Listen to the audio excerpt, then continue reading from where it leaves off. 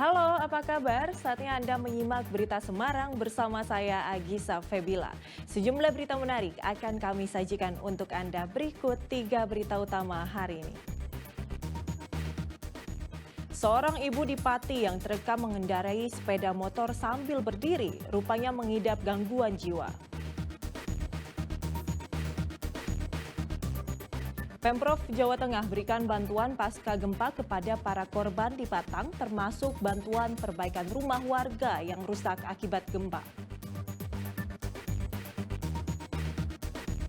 Pedagang dan konsumen minyak goreng Minyak Kita di Pasar Borobudur, Magelang menolak rencana pemerintah menaikkan harga eceran tertinggi minyak goreng.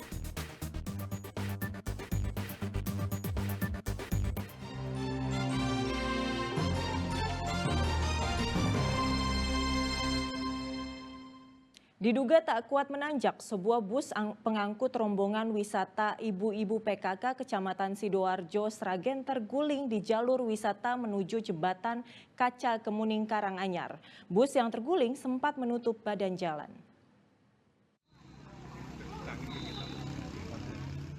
Sebuah bus wisata berukuran sedang terguling di jalur wisata Tanjakan Secepit kawasan Kebun Teh Kemuning, Ngargoyoso, Karanganyar, Rabu lalu. Bus pengangkut rombongan ibu PKK dari Kecamatan Sidoarjo, Sragen yang akan menuju objek wisata Jembatan Kaca Kemuning itu sempat berjalan mundur sebelum oleng dan akhirnya terguling menutupi badan jalan. Relawan dan warga sekitar kemudian berupaya mengembalikan posisi bus wisata yang terguling dibantu mobil derek Polres Karanganyar. Dugaan sementara kecelakaan terjadi akibat bus tak kuat menanjak. Untuk kecelakaan tersebut penumpangnya itu di sekitar 25 orang. Jadi mereka ibu-ibu PKK dari arah Sragen terus melaksanakan wisata di daerah Ngargoyoso Kemuning. Jadi alhamdulillah dari kecelakaan tersebut korban luka tidak ada yang meninggal, korban luka ringan itu hanya 4 orang. Mereka melaksanakan observasi dan mereka hanya rawat jalan. Tidak ada korban jiwa dalam kecelakaan tunggal ini. 4 penumpang, 3 diantaranya luka ringan dan 1 orang tangannya patah hanya menjalani rawat jalan di Puskesmas Ngargoyoso. Setelah dievakuasi, bus dibawa ke unit laka Satlantas Polres Karanganyar dan pengemudinya masih diperiksa oleh petugas. Heri Prasetyo melaporkan dari Karanganyar. Seorang ibu di Pati terekam kamera mengendarai motor sambil berdiri serta ugal-ugalan di jalan raya. Ulahnya kali ini nyaris berujung petaka.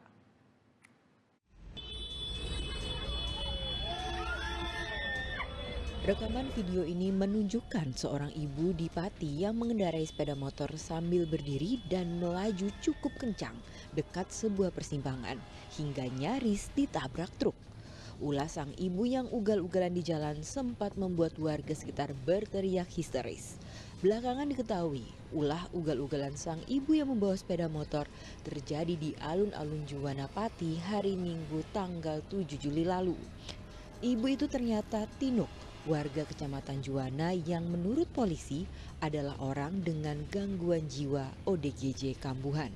Polisi sudah sering mengamankan yang bersangkutan, namun tindakan berbahaya tersebut selalu terulang saat penyakitnya kambuh. Kalau sering tidak, cuma waktu-waktu tertentu saja. Banyak kan tidak kambuh karena dia itu macam ODGJ kambuhan. Kalau tidak kambuh ya kerja seperti biasa. Dia juga punya keluarga, punya anak, punya suami. Dan itu sering diamankan juga, dan sejak dulu itu sering kita amankan, apalagi kalau ada keluhan dari masyarakat atau laporan dari masyarakat bahwa yang inisial Tinuk ini misalkan kambuh, mengganggu ketertiban terutama di Jalan Pantura, ya pasti kita amankan. Sang ibu memiliki suami beserta anak. Ia sudah beberapa kali mengendarai sepeda motor dengan manuver yang membahayakan saat penyakitnya kambuh. Arif Nur melaporkan dari Pati. Rabu lalu, 3 kebakaran terjadi di wilayah Klaten dan Sragen. Kebakaran melanda pabrik pengecoran logam dan rumah potong ayam di Klaten, serta rumah seorang warga di Sragen. Kebakaran melanda pabrik pengocoran logam di Klaten Rabu sore. Kebakaran muncul dari oli untuk penanganan logam baja setelah dicor di salah satu ruang produksi. Api kemudian menyala di sejumlah drum oli dan menyebabkan asap tebal. 2 mobil pemadam kebakaran yang dikerahkan membutuhkan waktu sekitar 1 jam untuk menguasai api. Api menghanguskan sejumlah peralatan dan membuat atap baja ringan di ruang produksi melengkung. Menurut polisi, api muncul akibat proses perendaman baja ke dalam oli menyebabkan oli menguap melampaui pasir yang menjadi pencegah agar oli tak terbakar. Menimbulkan api biasa, tapi ini tadi hanya sedikit kesalahan. Seharusnya di ruang bebas seperti ini sehingga api bisa keluar, tapi di sini tadi atasnya masih ada atap, sehingga asap itu kemana-mana. Dengan adanya melubernya oli di luar daripada tabung, akhirnya diberi pasir. Setelah diberi pasir diperkirakan itu aman, tetapi setelah dikasih cor-coran ternyata meluap melebihi dari pasir tersebut sehingga timbul api. Masih dari Klaten, Rabu malam, sebuah rumah pemotongan ayam di Pedan terbakar. Nyalanya api menghanguskan bangunan gudang untuk penyimpanan kayu beserta sejumlah ayam. Menurut anak pemilik, saat kejadian rumah pemotongan ayam kosong. Diduga kebakaran terjadi karena korsleting listrik. Percikan api diperkirakan terlihat pertama kali pada gudang kayu. Mana Pak? Ya, udah pulang ya Pak? Ya. Jadi api terlihat pertama di bagian mana Pak? Di bagian Tengah pas objek kayu. Simpan kayu. ya. Sangat besar ya Pak? Besar. Itu kenapa Pak? Kebakar itu kenapa Pak? Tahu nggak? Kalau kita positif thinking aja memprediksi panas. Konsleting listrik. Masih di hari yang sama, pemilik rumah Supani, warga Duku Pibis, Desa Ngarum, Kecamatan Ngampal, Sragen terbakar. Video amatir warga menunjukkan kobaran api yang membesar ikut melahap mobil yang terparkir di sudut rumah. Anak pemilik rumah yang melihat kejadian ini tak kuasa menahan tangis. Anggota polisi di lokasi berusaha menenangkan korban. Mana Mas? Dari sono Pak, nggak tahu Pak, saya lihat dari sono. Tahu-tahu kan sudah besar. Berarti itu langsung kebakar ya Mas? Iya langsung. Itu 2 rumah atau 1 rumah Mas?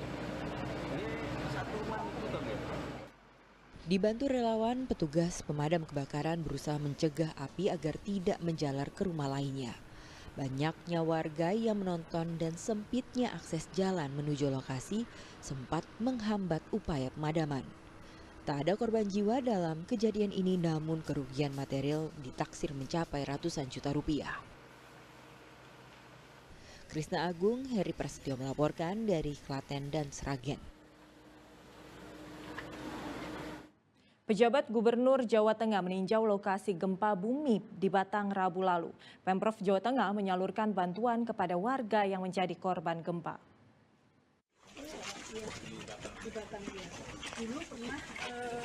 Penjabat Gubernur Jawa Tengah Nana Sujana didampingi Pangdam 4 di Ponorogo Rabu lalu meninjau wilayah terdampak gempa di Desa Kalisalak, Batang untuk melihat langsung kondisi rumah-rumah warga yang rusak akibat gempa. Pemerintah Provinsi Jawa Tengah juga memberikan bantuan kepada para korban berbentuk sembako, obat-obatan, serta uang sebesar Rp329 juta untuk biaya pemulihan pasca gempa. Warga yang rumahnya rusak, baik rusak berat hingga ringan dan sedang akibat gempa, akan mendapatkan bantuan uang serta pembangunan kembali rumah mereka. Sekitar 392 juta bantuan yang kami berikan saat ini, dan kami akan terus mengikuti perkembangan daripada korban ini, dan alhamdulillah ya selama ini untuk masyarakat yang terpapar atau efek daripada gempa ini tidak ada pengungsian, jadi mereka kembali ke rumah masing-masing. Yang roboh dan rusak berat memang mereka ada yang tinggal sementara gitu ya, tinggal sementara di rumah saudara-saudaranya. Pemprov juga memberikan bantuan uang dan tas kepada sekolah yang rusak. Gempa tektonik di Kabupaten Batang terjadi pada 7 Juli 2024 dengan magnitudo 4,4 dan kedalaman hanya 6 km. Data milik BPBD, saat ini jumlah rumah yang mengalami kerusakan mencapai 200 unit. Gempa juga merusak fasilitas perkantoran, sepeda hingga tempat ibadah. Sementara korban luka karena gempa sebanyak 9 orang. Kunchoro Wijayanto melaporkan dari Batang.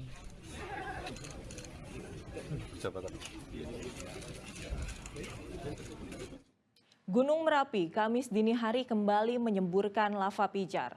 Material lava pijar menyebar ke lereng Gunung Merapi dan mengarah ke Kabupaten Magelang. Semburan lava pijar dari puncak Gunung Merapi Kamis dini hari terjadi di bawah kabut hingga menyebar ke lereng Gunung Merapi dan mengalir ke Kali Pepeng.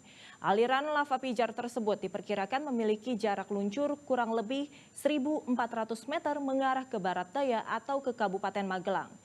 Erupsi yang terjadi pada Kamis dini hari terjadi hingga beberapa kali. Meski telah terjadi erupsi dengan intensitas semburan lava pijar yang bersamaan dengan awan panas cenderung menurun dengan status siaga level 3, masyarakat diimbau tidak beraktivitas dalam wilayah 7 km dari puncak Gunung Merapi.